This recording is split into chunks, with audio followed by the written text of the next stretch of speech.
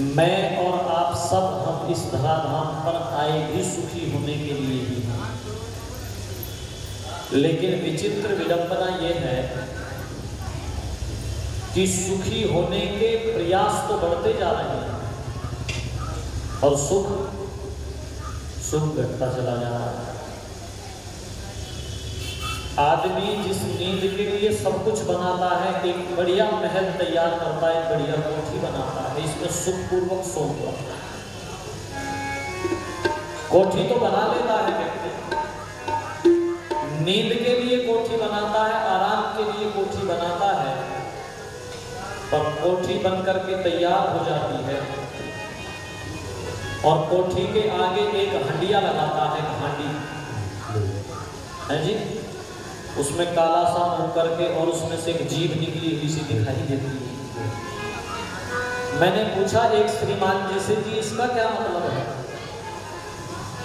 बोला जी मेरी समझ में तो ये बात आई कि मैं ये कहना चाहता हूँ इस पर हंडी लगा करके भाई इस कोठी को बनाने में मेरी जीभ निकलेगी। सारे ही तो पैसे खत्म हो गए, कोठी बनाई तो सुख की नींद लेने के लिए थी, लेकिन नींद गायब हो गई। नींद की गोलियां लेकर के नींद खरीद रहा है और कमाल देखिएगा, नींद की गोली बढ़ती जाती है और नींद घटती चली जाती है।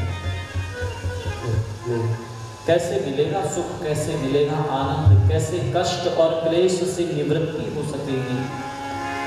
तो दुनिया में इसका एक ही उपाय है और वो है भगवत भक्ति, वो है ईश्वर का सानिध्य, वो है उस प्यारे पिता परमेश्वर का साक्षात्कार। याद रखना, किसी व्यक्ति ने कितने ही सुख के साधन जुटा लिए हो, यदि साधना जीवन के अंदर नहीं जुटाई तो वो साधन सुख न दे सकेंगे। साधन बढ़ाएं हम सब, लेकिन साधनों के साथ साथ साधना भी बढ़ाएं। बढ़िया एयर कंडीशन रूम बनाएं तो ब्रह्म मुहूर्त में बैठ करके ध्यानावस्थित होकर के उस प्यारे पिता का ध्यान करें। हे भगवान, तेरा कितना धन्यवाद करूं मैं, हे ईश्वर तेरा कोटिशः धन्यवाद। इस दुनिया में ऐसे भी लोग हैं जिनके पास रहने के लिए झोंपड़ी भी नहीं है। मेरे भगवान, तूने सब कुछ मुझे दिया। प्रभु, इस सारे संसार को देखो। लोग कहते हैं ना कि भक्ति कैसे करें, मन ही नहीं लगता जी भक्ति।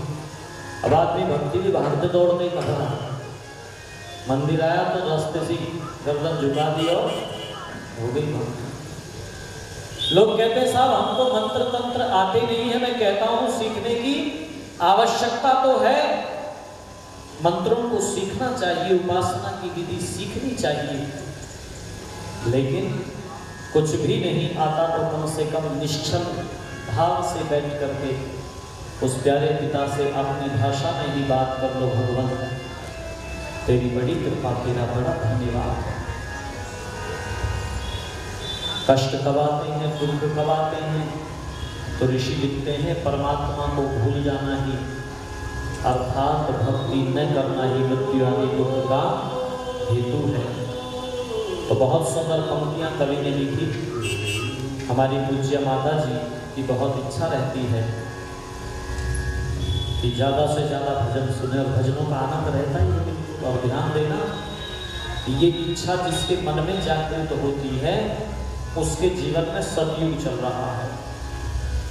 जिस माँ के मन में, जिस बहन के मन में निंदा और चुगली सुनने की बात आती है, समझ लीजिएगा कलयुग उसके जीवन में प्रवेश करके आ रहा है। हमारी माँ सतयुग में जीती है और सुयोग्य पुत्रों की माँ है आप। राधे भैया जैसा धार्मिक पुत्र मैं देखता हूँ, लोग जो है ना क्लबों में जाकर पैसों को उड़ा देते हैं, लेकिन धार्मिक पुत्र ये कहता है नहीं नहीं, मैं इस काम को करता रहूँगा। कोई भी कहीं भी धार्मिक कार्य होता हो तो उसमें कभी पीछे नहीं हटूंगा। आइए, बहुत सुंदर भाव कवि ने लिखे और कह दिया, ऐ मानव तू ईश्वर का गुणगान किया। बहुत सुंदर पंक्तियां। ईश्वर का गुणगान किया कर, कष्ट और क्लेश मिटाने को